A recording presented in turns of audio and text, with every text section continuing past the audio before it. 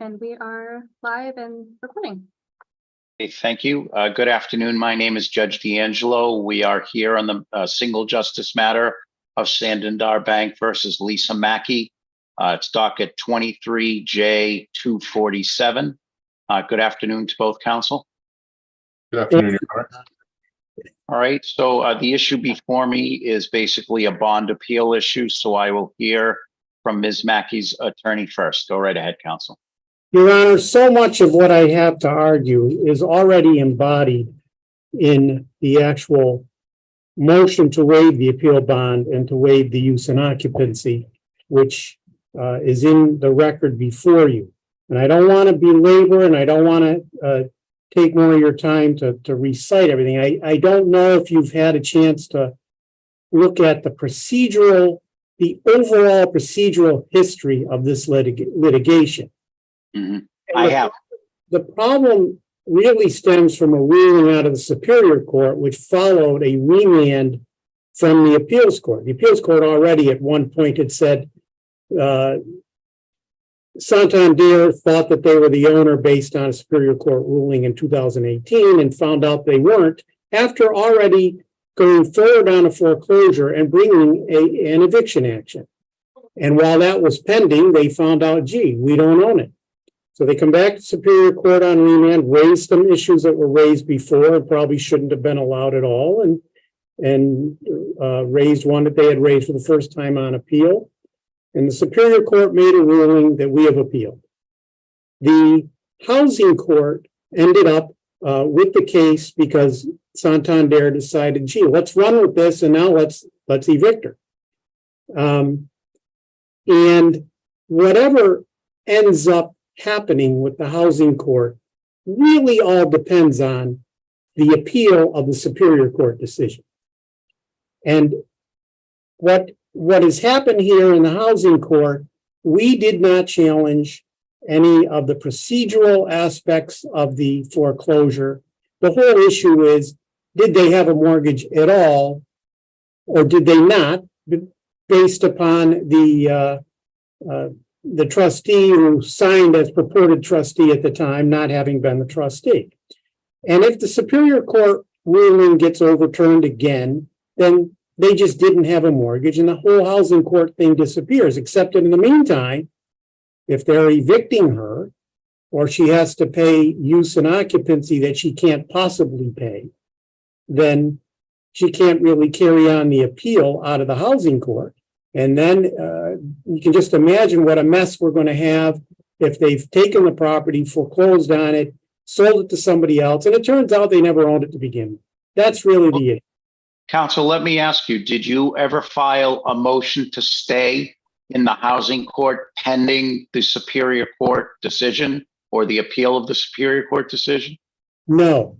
And maybe I should have. I never really looked at it. My feeling was that at some point when we get because I've appealed the order of possession. Mm-hmm. They had gone through a whole summary judgment about how all the proper things they did to do the foreclosure, which we didn't argue. We just said, but you didn't have the right to do it at all. And that's been appealed. And I did think that what we would be doing was when that aspect, when they say they've assembled a record and we enter that appeal in the appeals court, I would be moving then to hold up the scheduling for briefs and all that to see, let's just see what happens with the appellate decision on the Superior Court appeal, which truly governs what happens with the housing court order. The housing court felt that it was bound by the last Superior Court decision unless and until overturned. Because I had kind of argued, we already went to the appeals court. The appeals court already said once, hey, Santander, you're wrong. So that's where we are. So in arguing to waive use and occupancy, the real difference, and that's really, as I see this, that's what's before you today. The housing court judge's decision really shows that he believes he has to set a use and occupancy order, that he does not have discretion to not set one. And everything that I argued in the motion pointed out many times in the case that he relies on, Bank of New York Mellon versus King. And again, I mean, that tracks Davis versus Comerford, which talked about use and occupancy pending a jury trial, actually, in that case. And they all say the court has discretion. The court is not forced to make a use and occupancy order. The court can order all or any portion of what would be, we talk in terms of rent, but it applies to use and occupancy as well. And it may do this and it may do that. And the housing court judge really says,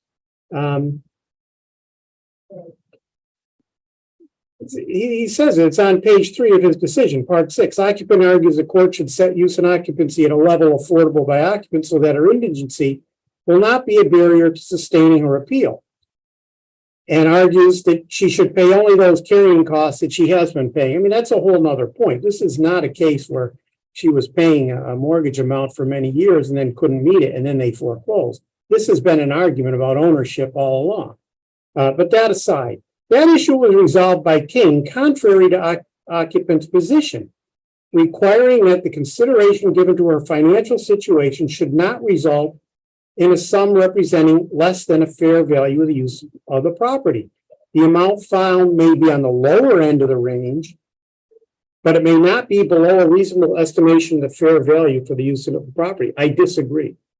The decisions are very clear about the court having discretion to set an amount or to set all or part of the rent. Well, part of the rent could be $1. Here, he just felt that he had to set a number within the range that the evidence showed would have been a fair use and occupancy. We are not arguing that the amount that he set was not a fair amount for use and occupancy. We're arguing you didn't have to set it.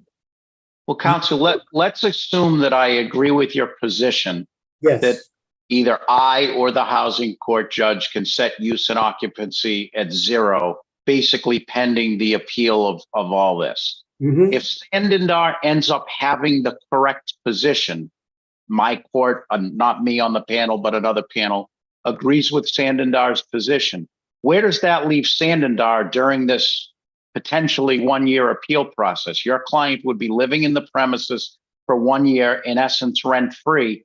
What do they do after the appeal is over? Well, in the Superior Court, as for the Superior Court appeal, Judge, we had gotten our brief in that case actually ahead of time, just to make sure everything moved as quickly as possible. Santander had then moved for a 2-month extension.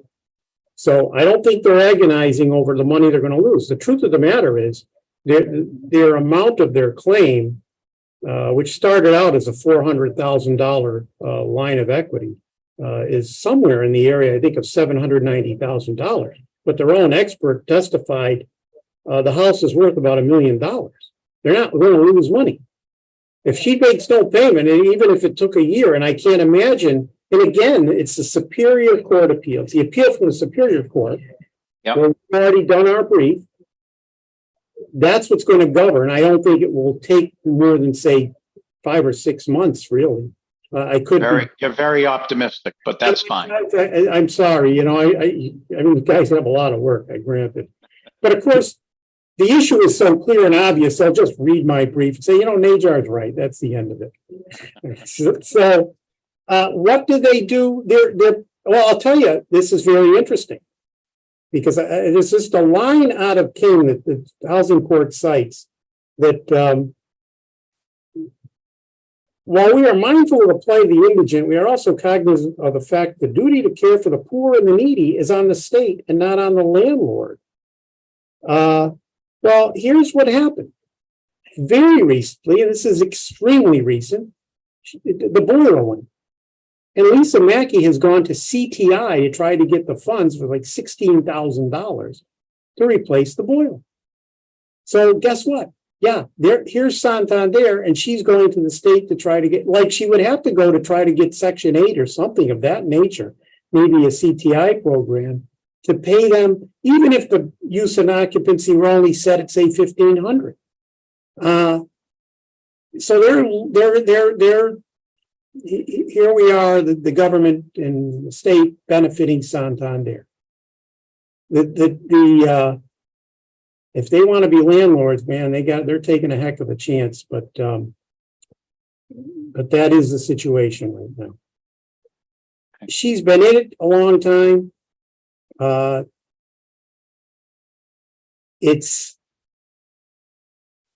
She's been maintaining it as best she can. She's been paying the insurance on it. There happens to have been an insurance loss on that day in this winter that dropped below like 20 below and the pipe burst. And that, thank God, because she maintained insurance, Santander did not. That claim is covered. We've actually told the insurer, you've got to wait because we got to determine who gets the money. We got to determine who owns the property. And we had suggested in the housing court that she should keep doing this and be paying the utilities and making sure the place doesn't fall apart and everything freeze in the winter and the like. And she can do that. And they're protected because the value of the house has sufficient excess in it that they're covered anyway. The other thing, well, one way or the other, and I've got to point this out, one way or the other, Santander has a stake in the house because James Mackey had signed the promissory note personally. He did not sign the mortgage personally, but he did sign the promissory note personally. And because of the way the divorce decree was, he still owns half the equity. They're going to get something no matter what out of this house. They're protected, Judge. All right. If you don't have any questions, I'm not going to belabor it. It's in there. I just feel there are so many times in Bank of New York versus Mellon that they talk about what the court may, it's the court's sound discretion. And the housing court judge just felt that his discretion is limited to working within a range as opposed to saying, gee, the important thing is here. And it's an unusual case. This is not your normal foreclosure. This is not like, I think it was the other case I cited there, Davis versus Comerford, where the court's saying inevitably the person's got to get out of there. They couldn't pay their mortgage. That's not the situation. So with that, I mean, I said I wouldn't take much time. I've taken almost all of it. So.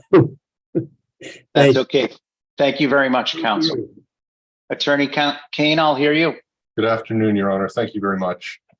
First of all, just to respond to Mr. Najar's recitation of the procedural history, and I feel obligated to do this every time he says it, but the appeals court has never invalidated Santander Bank's mortgage. This has always been in the Superior Court a declaratory judgment action by Lisa Mackey to invalidate the mortgage. She lost on summary judgment once. The appeals court vacated. They did not reverse and remanded. She lost on summary judgment again, and we're now on appeal again. If it's vacated again, it is still not the case that the mortgage has been invalidated. She still bears the burden of proof on that issue, and she's never met it at any level. And if we get vacated and remanded, we'll be off to trial. So to say that if we lose at the appeals court, the foreclosure is invalid is simply not the case. I understand that. Let me see. And again, I'm certainly going to let you argue. I've read all the papers, but there are a few things I have to decide, obviously. Do you agree that there is at least a meritorious issue on appeal? No, I do not. And it's important to point that out because this is de novo. So you can go back to the beginning. And before we even get to waiving the bond and considering use and occupancy, Ms. Mackey's got to meet the statutory factors. She's got to prove that she's indigent. That's a given. Well, it's not a given, but it was accepted and I'm not contesting it. She also has to prove she has a meritorious appeal. For a very clear reason, she does not. And that is res judicata, black letter law, bars her from appealing this judgment for possession because her only argument is that the mortgage is invalid. But that argument is barred by the Superior Court judgment. It just is. It doesn't matter that the Superior Court judgment is pending on appeal. The Supreme Judicial Court in O'Brien versus Hanover, a 1998 case, said a trial court judgment is final and has preclusive effect regardless of the fact that it is on appeal. So applying that black letter res judicata principle to her putative appeal from the housing court, I can't fathom any merit. To me, it seems entirely frivolous because res judicata kicks it out immediately. Well, that's an interesting point, and I'm going to do what I did to Attorney Najar. Sure. I understand your perspective, but what if a colleague in my court who's writing the decision agrees with Ms. Mackey's position and ultimately not only remands the case back to Superior Court, but says the mortgage is invalid? And you've already persuaded me, I guess, to leave your client in there. What would then happen? So there are some assumptions there that I want to clarify. If the order of the housing court is affirmed and the appeals court later declares the mortgage invalid, or the Superior Court does, my client is not insensible to the fact that this is risk of having its mortgage pulled out from underneath it and having the foreclosure therefore invalidated. That's a serious risk that my client will have to consider, but they have the right to consider that, and they have the right to take that risk, and they'll do it with the advice of counsel, and they'll decide what they want to do. But the fact is, they shouldn't be precluded from taking whatever action they want to take, number one. And number two, if they win on the appeal from the Superior Court, as I expect they should, having a ready judgment and execution in the housing court will finally put to rest an issue that's been going on for more than 10 years. I mean, the equities are one of the factors that King lets the court consider. And I think it's worth pointing out. And let me say, I like Miss Mackey. I've met her. I think she's a nice person. I think she's been, the victim of some bad treatment by her husband. I don't think Santander has wronged her in any way. And I think the fact that she has lived in this property, mortgage and rent-free for 10 years, is enough from Santander's perspective. I get that.